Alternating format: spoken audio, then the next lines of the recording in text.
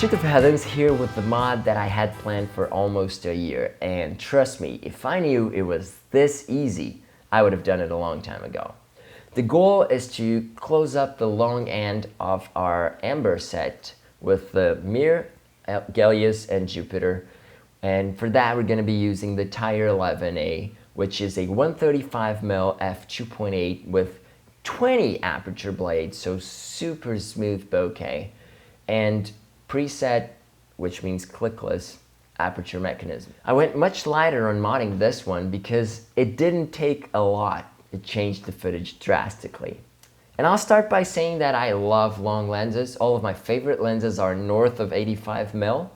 So the Tair has a special place in my heart for being a 135 that is crazy sharp, even wide open. It has the 20 blades. And it's a vintage Soviet lens, which brings a ton of character into the footage. So let's get started. For this mod, we're going to need the following: a Tair 11A, an oval aperture disc, orange Sharpie, fishing line, double-sided tape, sandpaper, rotating M42 adapter, and 3D printed focus gears. You can get the files for both the focus gear and the aperture discs in the video description, or buy them from me on eBay. The first step is to sand down your aperture disc. After it's thinned down, paint it with your favorite color. I'm going with orange.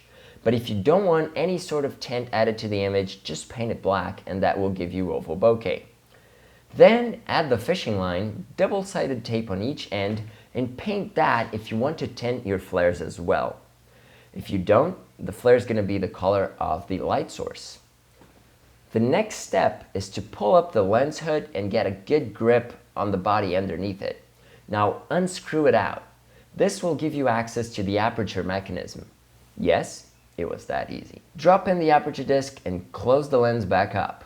With your 3D printed focus gear at hand, sand the inside part until it fits just right around the focus ring of the Tair. The last step is to add the M42 to EF adapter and adjust it so the oval is facing the right direction. There you go, a quick and simple mod that works really well with this longer lens.